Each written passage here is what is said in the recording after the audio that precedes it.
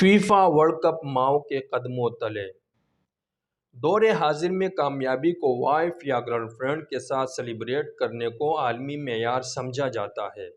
بیشتر کھیلوں میں فاتح کھلاڑی اپنی بیگمات کے ساتھ سیلفیاں اور تصاویر بنوا کر خوشی کا اظہار کرتے ہیں، جسے ان کی بوڑھی مائیں گھروں میں اسکرین پر بیٹھ کر بڑی حسرت سے دیکھتی ہیں۔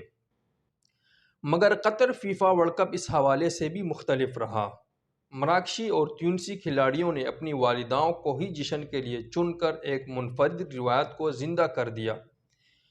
مراکشی اور تیونسی کھلاڑیوں نے کامیابی پر اپنی اماؤں کے ساتھ کھل کر رقص کیا، خوشی منائی اور دنیا کو یہ باور کرا دیا کہ عورت صرف بیوی یا گرل فرینڈ نہیں، ماں بھی عورت ہوتی ہے۔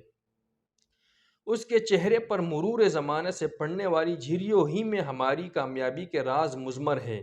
یہ جھریاں ہماری ہر دن و رات گزرنے سے پڑنے والی لکیریں ہی تو ہیں۔ ان لکیروں پر ہمیں فخر ہے کہ یہی لکیریں ہی ہمارے مقدر کا سکندر ہے۔ یہ حقیقت ہے کہ ہماری بیشتر کامیابیوں کے پیچھے ماں ہی کا کردار ہوتا ہے، مگر افسوس کہ وائف از لائف کا خود غرض جملہ کہہ کر ہم میں سے اکثر لوگ بے وفائی کی سرخ جھنڈی دکھا کر اس عظیم ہستی کے خوابوں کو قتل کر دیتے ہیں۔ مراکشی کھلاڑیوں کا یہ انداز ایک روایت بنے گی۔ وقت کی جھریوں پر امید کی روشنی اور چمک لانے کا یہ انداز بہت ہی عمدہ ہے۔